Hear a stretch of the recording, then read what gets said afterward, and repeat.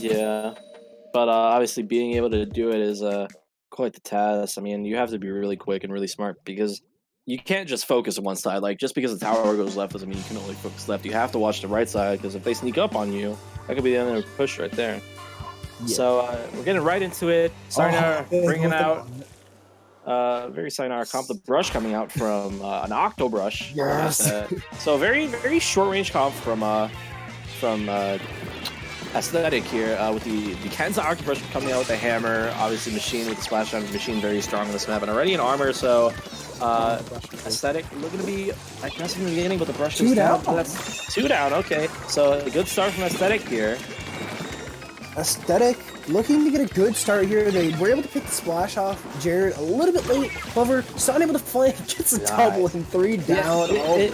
If you noticed there, I'm not sure if you called it. I saw in the corner of my screen there. Aesthetic had a jump to the right stack of to Sayonara's stack, but the teammate that was there died before they could land, so it ended up being 2 1v1s. Or 2 players alone that kind of just died there, and then Sun was able to get that 3rd pick on the tower as well.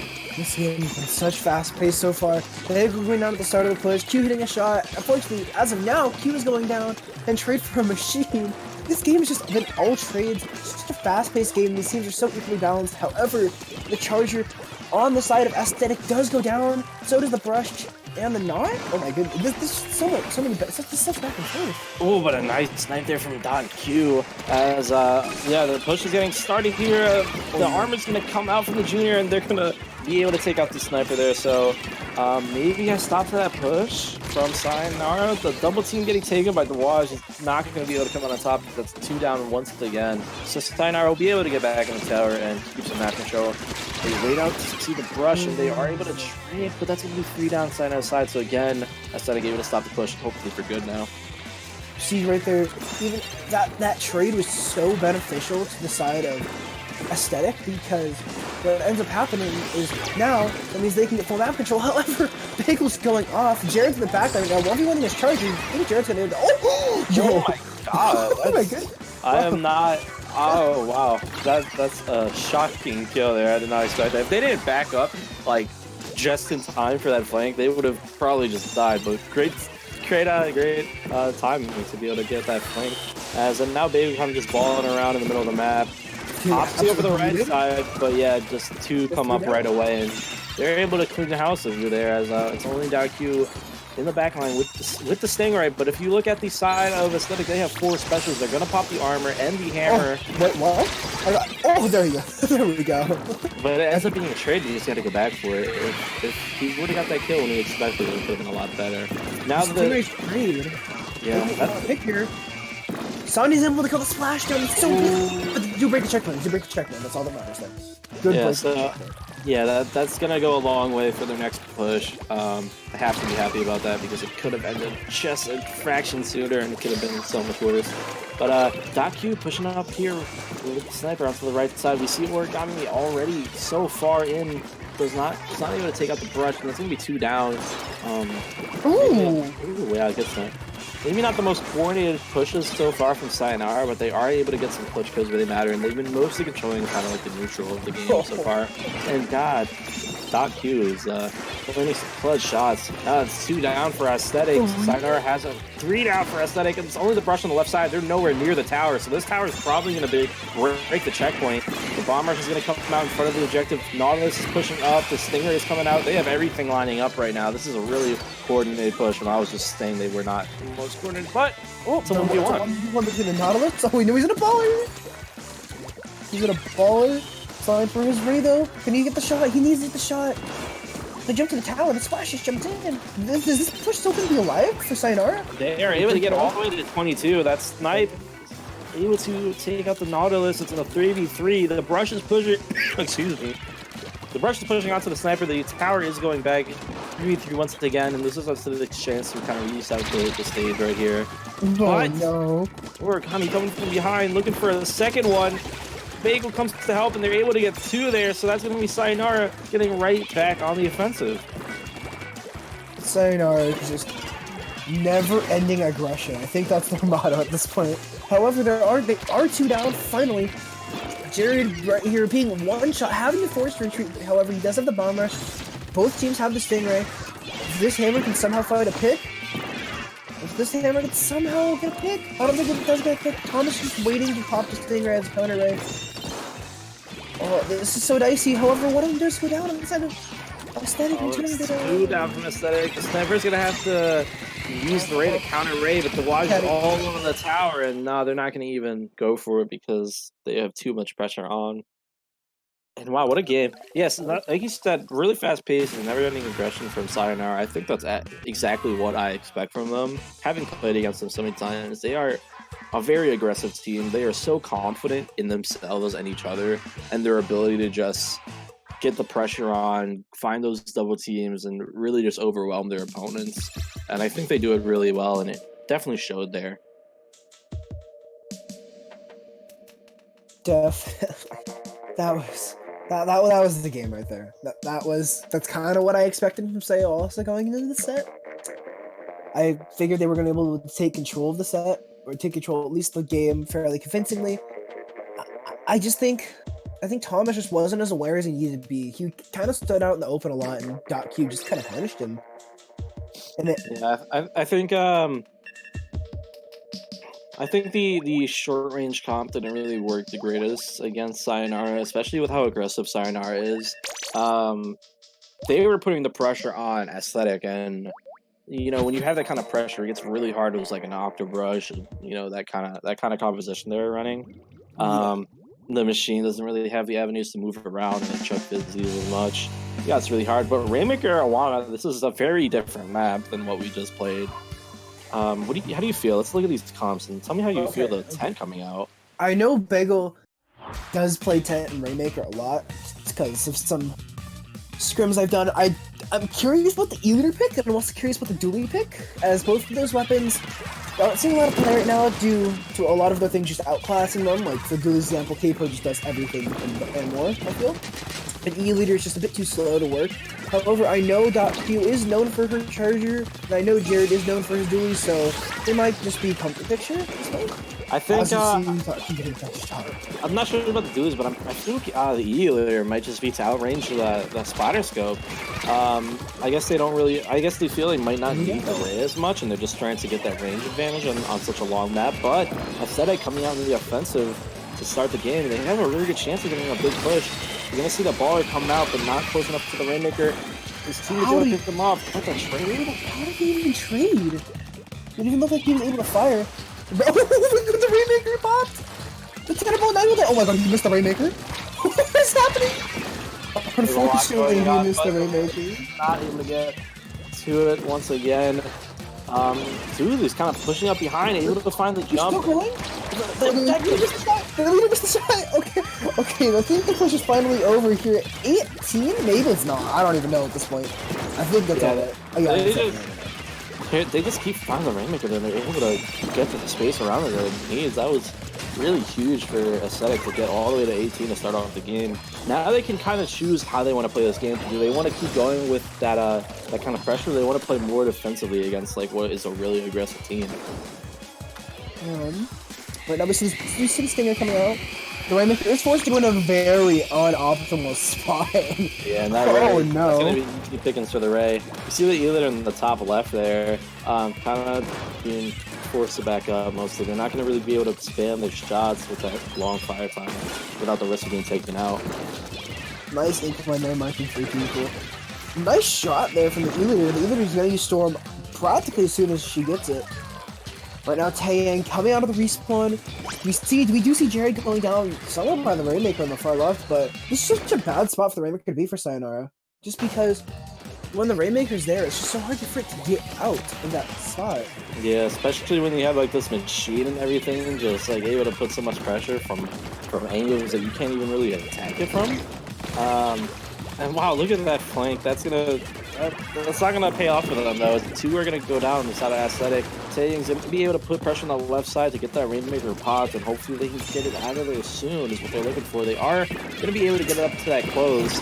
I really don't agree with Bagel grabbing. I really think I think Q should be the one grabbing, because Bagel being the tenor boa, is the weapon that can kind of lead the push by himself. He can be like, alright, here's a shield, team, let's follow it. But when you just don't have that shield, it makes it very hard to push.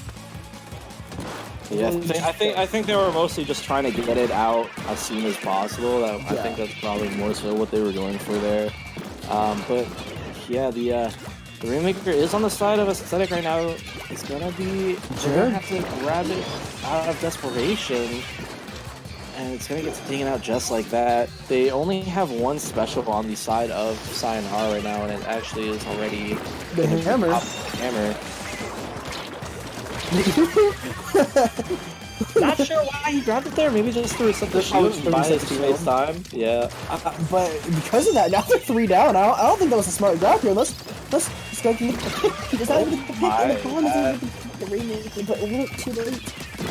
So everything's kind of falling apart for Aesthetic. When they had so much a clutch sniper would come out, but is it too late, or a clutch shot? Is it too little too late? Do they have what it takes? The hammer isn't going to be taken out, so I think they won't get a knockout, but with only 50 seconds left and the Rainmaker all the way after spawn, does Aesthetic have what it takes to push all the way? What? Oh my goodness. There's never any aggression. I don't know what Aesthetic can do to get out of this personally.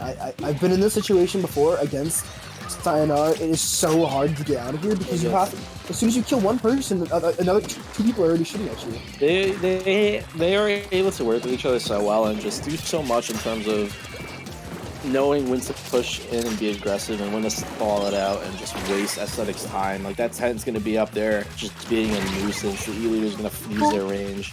We have people like Bagel just coming out of nowhere, dropping on him with 10. Hello. And now look, they're just guarding the Rainmaker with their life. The hammer's at the ready. He's going to just chuck it for no reason. Q's going to jump around with a fish. Sayonara knows that they really pulled out a crazy push there. Yeah. Oh my goodness. It looks so well. It still looked so well for Aesthetic, and then all of a sudden it's just it's like they flipped the switch, and all of a sudden just like boom in their base. It's ridiculous. I really think the turning point though is when I think the K-Pro on the side of Aesthetic grabbed the Rainmaker and reset it, but unfortunately that actually staggered his own respawn, and 2 more of his teammates died at the same time, so very risky play to not play out the way he obviously wanted it to. Moving on to game 3 though. Arrow or Clambless with Fort Mackerel. So might see the 10 again. That's my first thought. Yeah, probably. Everyone might see the 10 again. Gonna be honestly, this map is just so interesting in terms of what people like to go. We could see the E-leader again, or maybe the Rays coming out. Could see things like I'm not sure, a wall weapon of some form. 52 maybe? Could be 52, maybe 96. Even we saw Glugas earlier. Those could come out if anyone plays them, but that's not the most common weapon. Not sure. I think we're probably gonna see Bagel go back to Nautilus because that's kind of his comfort pick here. Although his Tenebella could obviously see play here. Yeah, there's just a lot of options right now. Probably, maybe even a bow point from Q this time. I understand this is like the Ray map, but also beacons are super strong here. Well, we won't know until we know. So, what do you think is the important kind of strategies considered on this map? Because this map can either be really quick, and because the clam spawns are so like close to the vest here, you can really get some big pushes really quick. But it can also just be really drawn out, really slow paced kind of map mode. What do you think? I think it's most important to control the enemy's old zone and the rest of their court while they're scoring, because when you're able to do that, you can prevent a lot of flanks. And you can also prevent just in general. You can also manipulate clam spawns while you're over there, because a lot of clams actually spawn in that general direction. Looking into the game right now, we do see a Tenebella on both sides, so they will not bring his famous Nautilus. Tenebella shows trading, Stinger coming out, probably trying to push up. Tenebella is trying to poke at each other.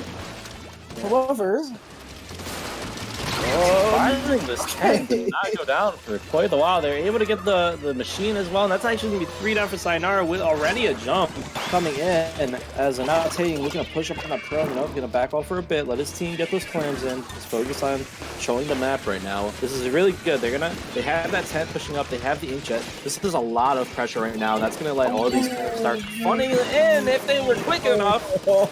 That is so unfortunate. They had so much good going for them and just not able to extend a push. But unfortunately, the only one went back to get clams was the charger of .Q, but unfortunate she could not make it back in time. But they had so much control, they're able to just get another kick going.